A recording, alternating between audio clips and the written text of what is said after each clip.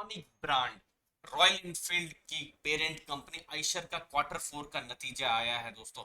नतीजों को समझेंगे, डिविडेंड के बारे में समझेंगे और रॉयल इनफील्ड में क्या नया चल रहा है, आइशर मोटर में क्या नया चल रहा है, सब कुछ इस वीडियो में जानेंगे दोस्तों। सबसे पहले नतीजों पर एक नजर डाल देते हैं और टारगेट पर नजर डाल देते हैं। 73% इंक्रीज हुआ है क्वार्टर 4 20 से क्वार्टर 4 21, मतलब जो 3 महीने जनवरी फरवरी मार्च 2021 के थे और 2020 के ये 3 महीने 73% ज्यादा प्रॉफिट हुआ है। रेवेन्यू जो है वो भी 33% यहाँ पर इंक्रीज हुआ है जब हम आइशर मोटर्स की बात कर रहे हैं। डिविडेंड जो है 17 रुपए पर शेयर कंपनी ने अनाउंस भी किया है। अगली डेट्स भी आ जाएगी, एक्स डिविडेंड डेट और बाकी सब डेट्स, वो मैं अपना जो टेलीग्राम ग्रुप है वहां पर आप ज्वाइन कर सकते हो, वहां मैं अनाउंस कर दूंगा। मॉर्गन स्टैनली ने 3198 का टारगेट दिया है आइशर मोटर्स में। उन्होंने कहा है कि जो एबिटा जो रहा है 670 करोड़ का, उनके एक्सपेक्टेशन से ज्यादा अच्छा रहा है। उसके बाद सीएलएसए ने 2600 का टारगेट दिया है, मतलब अभी का जो स्टॉक प्राइस है उसके आसपास ही। उनका कहने का है सब कुछ अच्छा है लेकिन प्रीमियम में है इसका वैल्यूएशन। जब वो हीरो के साथ या फिर बजाज ऑटो के साथ कंपेयर करते हैं तो कंपनी आपको सस्ते में नहीं मिल रही है, ये चीज आप ध्यान में रखें। लेकिन ऐसी कंपनियां कभी भी मार्केट नीचे जाती है, स्ट्रॉन्ग कंपनी, तो फिर एक अच्छी अपॉर्चुनिटी भी देती है, उसको जरूर ध्यान में रखें। जेफरीज की जब हम बात करते हैं तो उन्होंने 3250 का उन्होंने टारगेट दिया है। थोड़ा बहुत उन्होंने कट भी किया है लेकिन उनका कहने का है कि इनकी जो प्रोडक्ट पाइपलाइन है 2022 का जो फाइनेंशियल ईयर जो है अभी जो चल रहा है बहुत ही स्ट्रांग है और इसका फायदा उनको मिलेगा। आइशर मोटर्स दोस्तों 1959 से है अगर हम कहें तो, लेकिन अगर वेल्थ क्रिएशन की जो जर्नी हुई है 2008 से 2020 के बीच में, इसका स्टॉक प्राइस एक मल्टी बैगर रिटर्न दिया हुआ है। इनफैक्ट 2008 से 15-16 का जो समय था उस समय में स्टॉक प्राइस बहुत बड़ा था।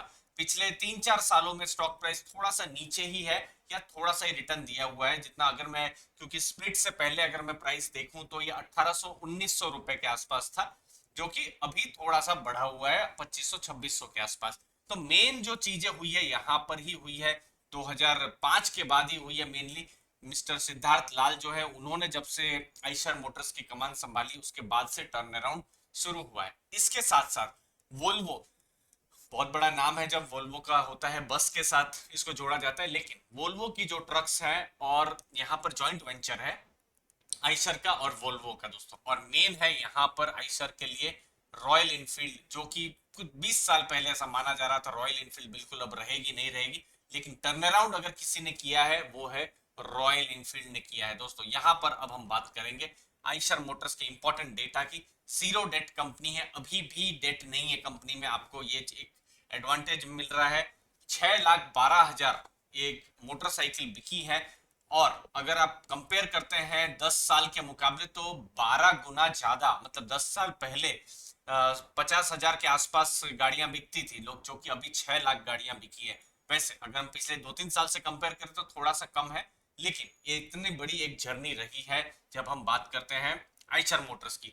रॉयल इनफील्ड का जो मार्केट शेयर है, चूंकि ये तो प्रीमियम बाइक है, 94% का यहाँ पर मिड साइज जो मोटरसाइकिल सेगमेंट है वहां पर है। एबिटा जो मार्जिन है 20.7% है। रॉयल एनफील्ड का 30% का जो मार्केट शेयर है वो कॉमर्शियल व्हीकल्स में भी हम देख पा रहे हैं दोस्तों। अब ये है एक बड़ी स्टोरी जब हम बात कर रहे हैं सिर्फ रॉयल एनफील्ड, जो कि आइकॉनिक ब्रांड है, जो बुलेट जो एक उसका एक प्रोडक्ट है, तो वहां पर आप एक जर्नी देख सकते हैं। आप यहाँ पर देखिए 33,000 सिर्फ गाड़ियां बिकती थी 2006 का फाइनेंशियल ईयर में, कैलेंडर ईयर में दोस्तों, मतलब 2006 पूरे साल में।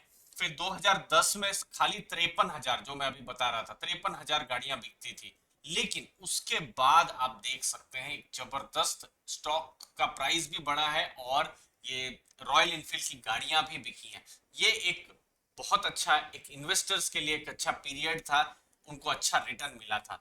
लेकिन आप यहाँ पर 2017 की बात करें तो 6,66,000 गाड़ियां बिकी, अभी इस साल 6,12,000 बिकी है। तो इसीलिए हमको स्टॉक प्राइस पिछले 5 साल में भी बिल्कुल वैसा ही दिख रहा है। तो बिल्कुल अगर रॉयल इनफील्ड गाड़ियां बिकती हैं मैक्सिमम तो फिर स्टॉक प्राइस भी ऊपर जाएगा। अब ये है कि भारत कितनी बड़ी अपॉर्चुनिटी लेके आता है आइशर मोटर्स के लिए, क्योंकि देखिए 2.5 ट्रिलियन डॉलर की इकोनॉमी है। 2030 तक 6.5 ट्रिलियन होने की बात है, मतलब लगभग 2.5 गुना हमारी इकोनॉमी बढ़ने की बात चल रही है। तो उस समय में प्रीमियमाइजेशन की जो थीम है, लोग 100 सीसी से 125 सीसी की बाइक में जाना चाहते हैं, 125 वाले और ऊपर की, तो ये तो सब 300 के ऊपर के सीसी की बाइक्स है, प्रीमियम बाइक्स हैं, सस्ती भी नहीं है। तो जैसे जैसे अफोर्डेबिलिटी बढ़ेगी तो रॉयल इनफील्ड का भी अपॉर्चुनिटी बढ़ेगा। अब इन्वेस्टर्स को डिसाइड करना है कि रॉयल इनफील्ड का सेल्स क्या भविष्य में बढ़ेगा या फिर इसी लेवल पर स्टेगनेंट रहेगा। तो ये नए आंकड़े जैसे आएंगे हम आपको बताते रहेंगे दोस्तों। सेल्स वॉल्यूम हम देख सकते हैं, अभी जैसा हमने देखा 6,12,000 का है, जो कि 5 साल पहले से थोड़ा सा कम है। मार्केट शेयर जब हम बात करते हैं तो रॉयल इनफील्ड का बढ़ 24% से 26% है। रेवेन्यू आप देख सकते हैं 7,000 करोड़ से 8,600 करोड़ है। मेन रेवेन्यू जो है वो 2010 से 17 में आ चुका है, तो इसीलिए इन्वेस्टर्स को अच्छा एक्सपीरियंस पिछले 5 साल में नहीं मिला है। प्रॉफिट आफ्टर टैक्स भी आप देख सकते हैं 1560 से 1330 करोड़, मतलब ये भी नीचे हुआ है। कैश जो है वो बढ़ा है।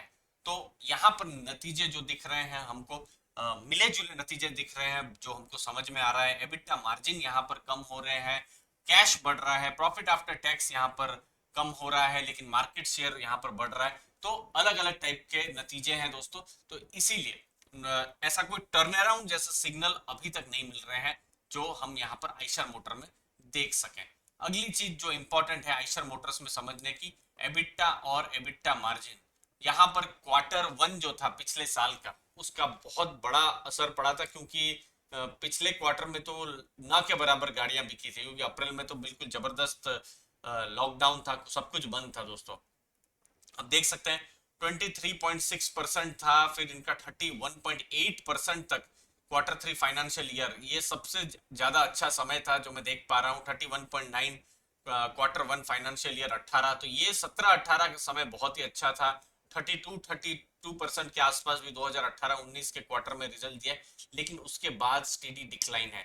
तो ये चीज अगर ऊपर जाती है, ऑटो सेक्टर पर अगर हम बात करें, प्रीमियम वैल्यूएशन में आज की तारीख में मिल रहा है आइशर मोटर्स का स्टॉक।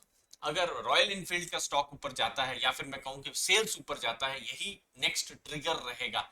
और ये एज एन इन्वेस्टर हमको आपको समझना है कि ये जो प्रीमियमाइजेशन की जो थीम है वो कैसे प्ले आउट करती है, या फिर क्या ये प्ले आउट ऑलरेडी हो चुकी है, समय ही बताएगा दोस्तों।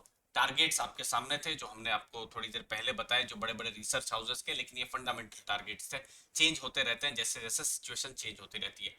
उम्मीद है आपको वैल्यू मिली होगी दोस्तों। इन सब डेटा से हमने आपको सिंपल तरीके से कोशिश की है रॉयल इनफील्ड का बिजनेस और आइशर मोटर्स का जो मेन बिजनेस है उसको समझने की और समझाने की दोस्तों। धन्यवाद आपके टाइम के लिए। वीडियो अच्छा लगा तो जरूर लाइक शेयर सब्सक्राइब कर दीजिएगा हमारे चैनल EFL लर्निंग को। थैंक यू वेरी मच दोस्तों।